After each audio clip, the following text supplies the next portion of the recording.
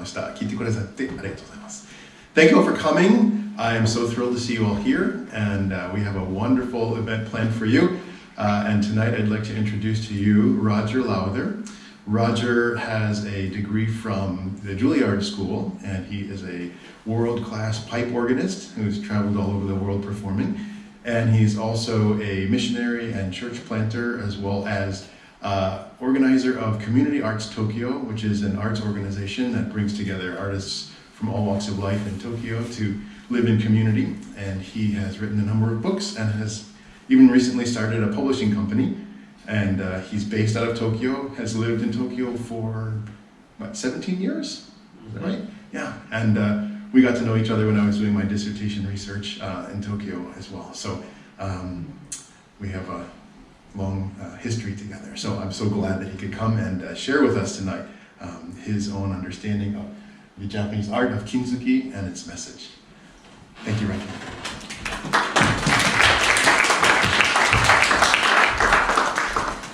Thank you very much. Good evening to all of you. Usually when I come before people, it's playing an organ concert. Since I don't see an organ in this hall, maybe I'll speak to you for a little bit, and next time, perhaps I can play something. I especially want to thank the Asian Studies Department here at Belmont University for hosting this event, and Dr. Ronnie Littlejohn, and Dr. Joan Lee, and to Dr. Chris Bourne for inviting me to speak with you this evening. Before we get into Kintsugi, I want to tell you a little bit about my experience with the March 11, 2011 earthquake that happened. But in order to tell that story, I need to go back even further, and it'll become clear why I'm telling you a story in a little bit, if you'll bear with me. It was just before lunchtime, 1923. A terrible earthquake ravaged the city of Tokyo. But what came next was even worse. Because it was lunchtime, the gas burners were on. And so when the buildings fell, they caught fire. And a wall of fire moved through those buildings faster than anyone could escape. The largest group of people, 38,000 people, gathered in a park near my apartment building in Tokyo. They thought that the water that ran next to the park, there's a river, the Sumida River that runs through the city, would protect them, as well as the park, but it didn't. And they all died there in that one place. And I often run to that park to remember that time. Well, a famous novelist at the time, Kikuchi Kan, had this to say about the event. In an emergency such as this earthquake, art is useless. You believe I'm saying that in an art building?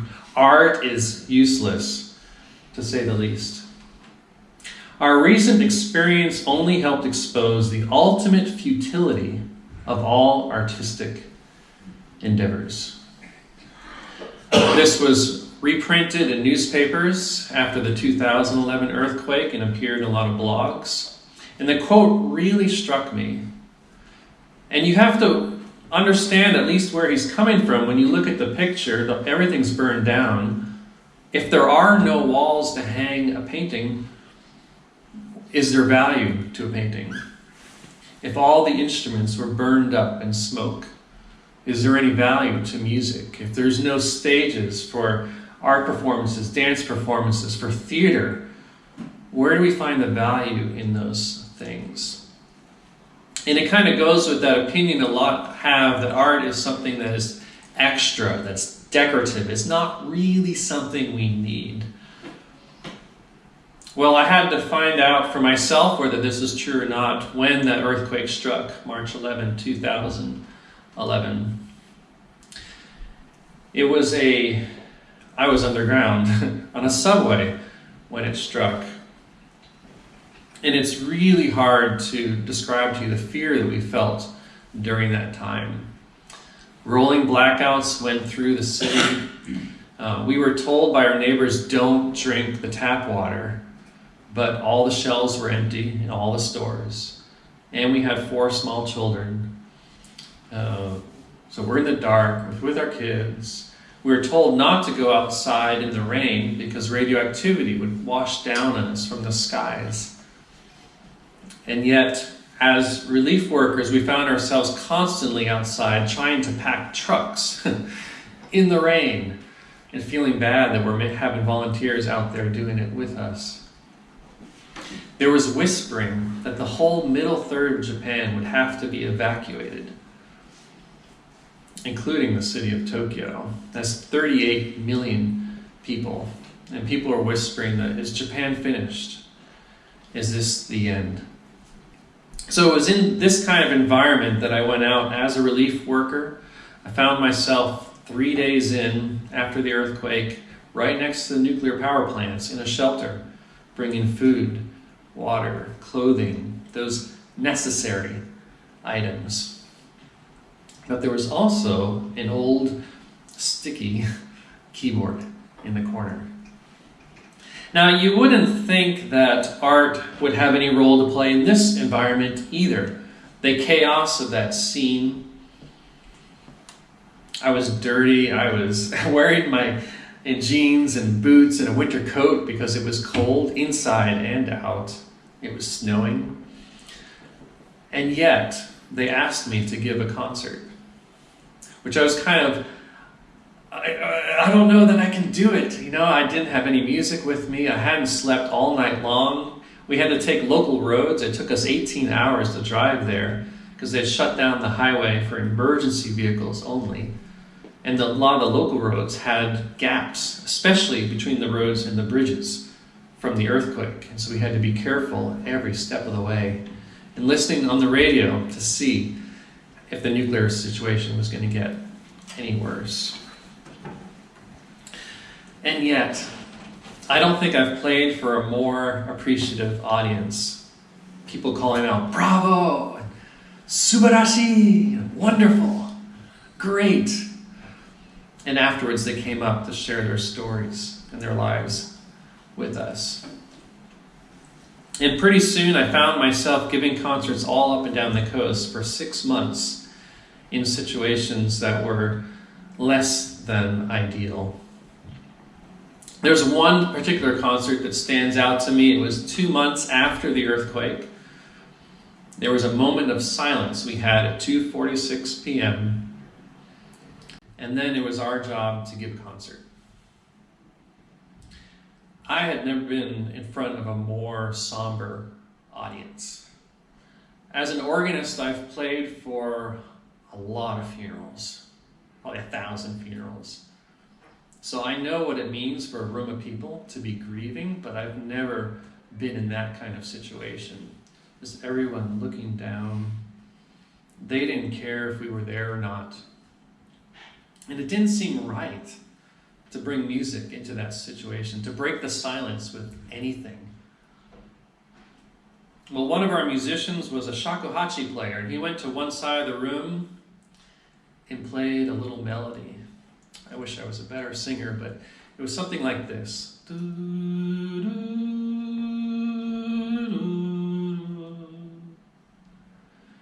kind of echoed across the gymnasium. Well, there was another person in our group who played a flute as well. So he went to the other side of the room and echoed it back, but slightly differently.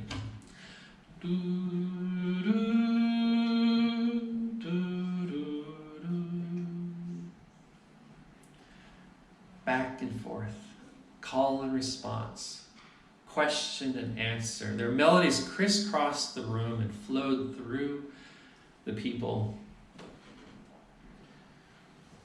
This is a picture from that event. We had a photographer with us at the time.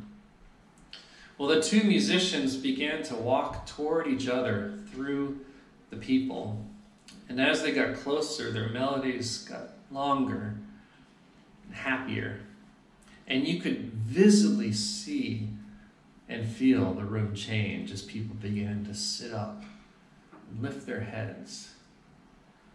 As they came to the middle, they began to walk through the people, kind of like a little parade, and their music became energetic and joyful, and people began to clap along. And pretty soon, it's just the contrast of that event to go from nothing to this beautiful music in the middle of a condition like this. Well, afterwards, people came up and they shared their stories with us, like at concerts before. A lot of stories of loss. But there are a lot of stories of survival, heroism, life, and hope. There was one high school girl who shyly said, "I also play the flute."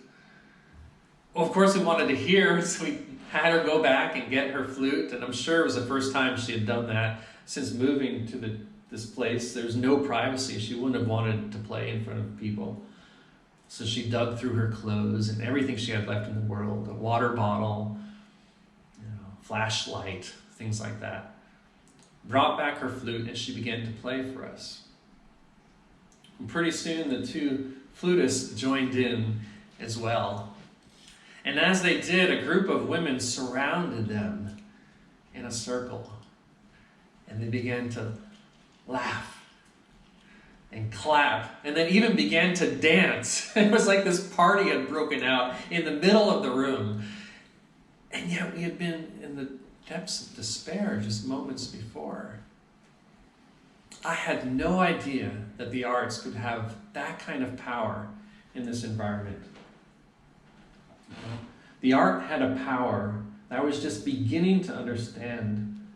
It never occurred to me that art could be useful, that it even could be necessary. So I witnessed scenes like this over and over again over the months that followed.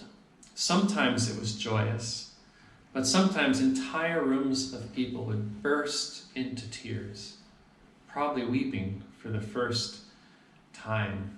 It was clear that art had a role to play in our broken world. It was clear that art and beauty were among those necessary things we had to provide in an emergency. And as the world unravels before our eyes, art can draw us together, and we can always carry this beauty to those who need it most. And that's a quote from my book, Aroma of Beauty, which tells a lot more about these stories. Now, when I read this story, I can't help but think about what's happening in the Ukraine right now, right? Those who need it most. There's always terrible things happening in the world today.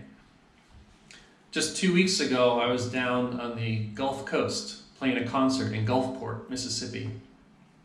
And I get to speak at the family I stayed in. My hosts told me the horrifying stories of when Hurricane Katrina came through and the water came up almost to the ceiling of because they were up on, fortunately, they were up high. So the water only came up to their ceiling, and they had to evacuate to the second floor, and they couldn't come down until it went away, and how terrifying.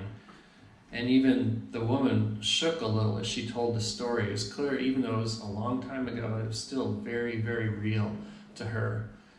A lot of the same stories that we had experienced in Japan from the tsunami.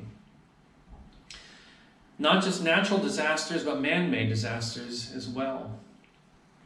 Right? Like 9/11, like the Fukushima disaster, and like what's happening in Ukraine. Wars that are started, fighting that's going around the world.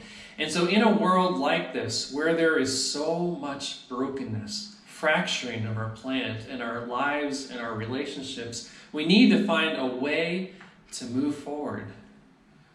But where can we find that way? What is the answer? Well, I believe the art of Kintsugi shows us a path. It whispers of a way forward. In fact, it's built into the art form itself.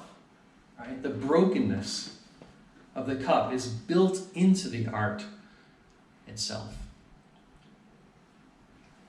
Well, my first encounter with Kintsugi was at the Kyoto National Museum.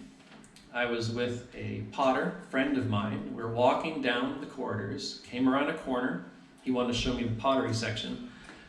And there, we came across some pots that were standing away from everything else, had its own special lighting, individually encased in glass, set beautifully on these boxes with felt. Now, it was surprising to me that these plates, these bowls were broken. Because just behind it, along the wall, grouped together, were all the ones that weren't broken. Why was it that the ones that were broken were brought out and given this place of honor? As if they were more beautiful and more valuable than the ones that had not been broken. And of course, they had been fixed with the gold of Kintsugi.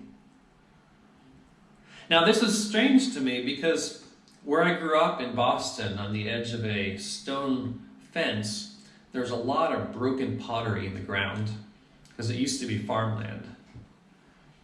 Because pottery breaks so easily. It's so easy to replace. So I wonder, why would some Japanese artisan take all of the time and money needed to fix these? Something that's so easy to just replace. And obviously, they're not fixing it, right? If you fix something, you want to cover up that it was broken in the first place. But the gold certainly does nothing to cover it up. In fact, it highlights the cracks. And in fact, the cracks are the glory of the piece, the beauty of the piece itself. This is not fixing. This is something much, much different. Well, I wanted to know more, so I went to a Kintsugi workshop. It just so happened that a beautiful black plate my family had broken. During our time at the beginning of COVID, we were having worship services in our house, and we used this plate to serve bread for communion. It was our communion plate. Well, after one of the worship services, it was dropped and it broke. So I took this to the Kintsugi workshop to work on and replace it with veins of gold. Well, wouldn't you know it, a few months later, it got dropped again and it broke again, but not in the same place. I found out that it was actually stronger in the places where the cracks had been, and so it broke in a new place. And so I used silver to correct it, to work on it the second time in order to kind of document this timeline of healing that took place in the piece. But Kintsugi, kin means gold, tsugi means to join or to mend. It's the art of joining through gold, joining together with metal. Now, I learned about Nakamura sensei. He runs a small Kintsugi shop in Tokyo, and invited him to come and lead a workshop for us. And also selfishly, because I wanted to fix my plate that had the silver in it. So he came, and here he is showing me how to fix the plate in the workshop. And this was a really amazing event. At first, he gave a short introduction, and then he had us go around the room, and had each person who attended share, why are you here? Well, I want to fix this plate. No. I see you have a plate, but why are you here? What is the story of that plate? Why does it mean so much to you? And he kind of pushed on what is the human heart behind each object? Why did these people bring these things in? He then briefly explained the whole process of Kintsugi, how first he had us tape the pieces together and then apply an adhesive. Traditionally, it's used with the urushi, which is a Japanese lacquer technique, which can take months to dry. So to speed it up, we use something that dries much quicker. And then he showed us how to scrape it off. That's what we're doing right here, scraping off the extra adhesive. And then you can see sometimes there's gaps in the piece. And there's a putty that you put into it. And as that dries, you sand that down so that it's smooth. And then you put gold over that. And as the very last step, just before it dries, you apply finely ground gold powder so that it sparkles and will sparkle forever. But the most powerful part of the workshop was the end, when he went around the room again and said, how was this?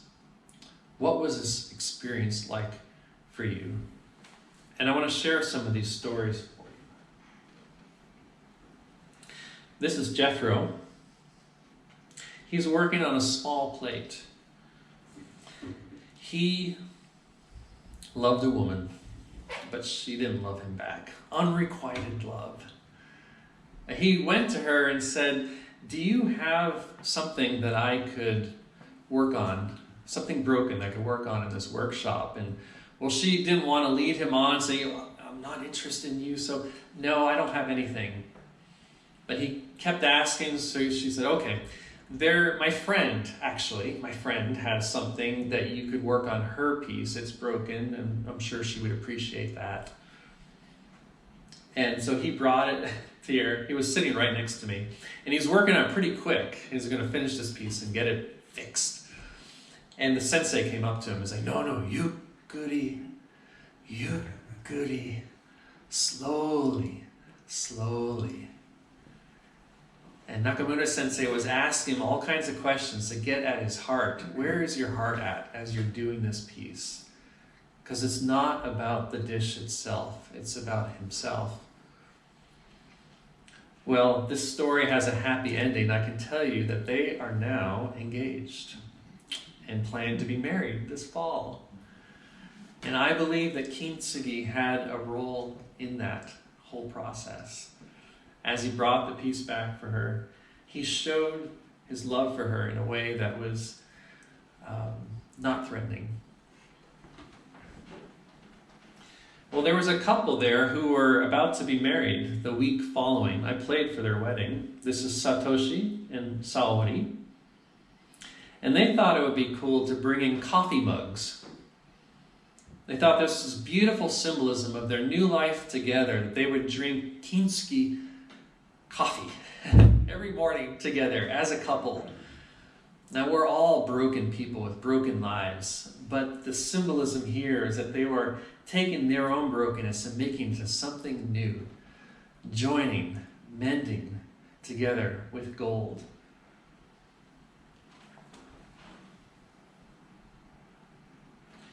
But there was a lady there who had an opposite kind of story. Well, she had many long years of marriage, but her husband had passed away the year before. And she shared how she had used this cup when she was drinking coffee with her husband every morning. And at the end, as she was sharing this story, there were tears in her eyes as she said, I feel like I am like this coffee cup. Because when she put the handle back in, there were big gaping holes in there, pieces that were missing, which she had to fill in with gold. And yet she said there was a tremendous sense of healing that came through in this work. As she could feel that she would be scarred for her entire life by the loss of her husband, just like this coffee cup. And yet there's something beautiful about it, that she has a new empathy for people who are going through something similar, for those who have lost loved ones. It has opened her heart to other people. It has made her more beautiful as she was sharing this story with us.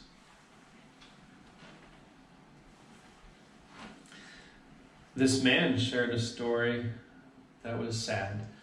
His son had suffered from drug addiction, ended up in jail for a short time. When he got out of jail, his wife divorced him and took his 3 kids and will not allow him to see them. Well, this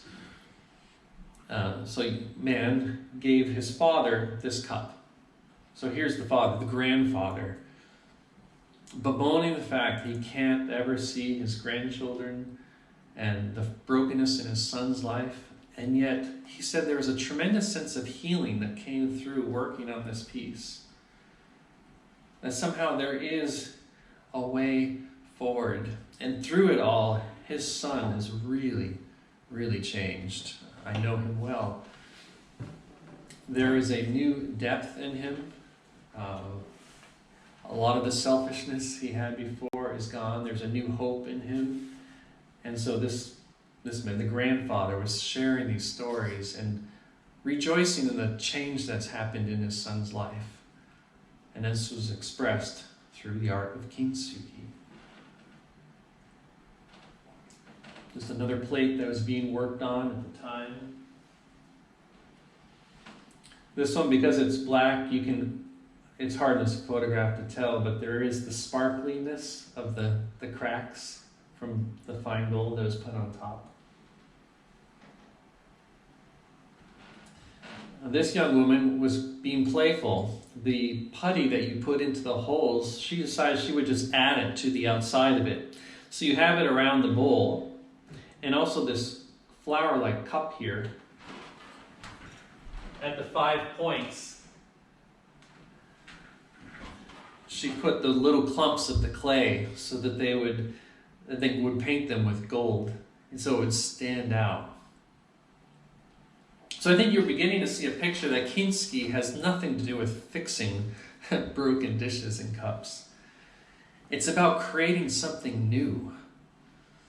Yes, more valuable and more beautiful, but it's by doing it, by searching into a new world, a new creation. In fact, Nakamura-sensei was talking about this, how Kintsugi is really about creating this new landscape. It's about painting a new world, a new creation, that you never know where those cracks are going to lead and how it's going to turn out. And there's a beautiful mystery in it, almost magical.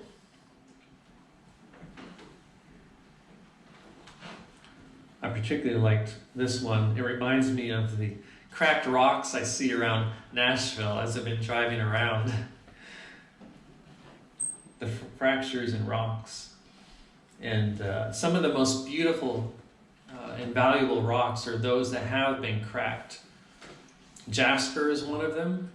It's the sediments that went way underground, cracking, fracturing, twisting. And then you get this beautiful stone that has captured and recorded that fracturing in a way that makes it more beautiful than it was before. But in particular, this one reminds me of the cross, the foundation of the Christian faith, beauty through suffering, through brokenness, redemption through Christ and the cross. So Nakamura-sensei used to think of Kintsugi as fixing things. Now he sees himself more as he calls himself a Kintsugi Evangelist. Dendosha is the Japanese for it. Kintsugi Dendosha. And he, like me, was drawn into the relief movement. So many items were broken after that earthquake. And he told us the story how he would go up. He still, every month, he goes up to the area where the tsunami struck. And people will bring him broken pottery that was broken on that day, 11 years ago. But it was so precious to the people, they didn't want to throw them out, so they put it in a drawer or the back of a closet somewhere. And they were so thankful that Nakamura-san would show up and show them a path forward with these broken pieces. And he pointed out that tsugi, so kin means gold, tsugi, kintsugi, to join to mend, but also means succeeding generations. That there's sense that, humans, we are people of objects. We like to attach ourselves to things with memory. And how pieces can pass down generations. Like, this was my mother's plate. This is my grandmother's bowl, something like that. Though they passed long ago, these objects bring us back memories of these people. And so Kintsugi is also about not just joining together fragments of pottery, but people, relationships across the generations. And as he began to see the emotional impact that Kintsugi was having on these people in these workshops, he saw himself more as a counselor. He was there to hear people's pain and help show them a way forward.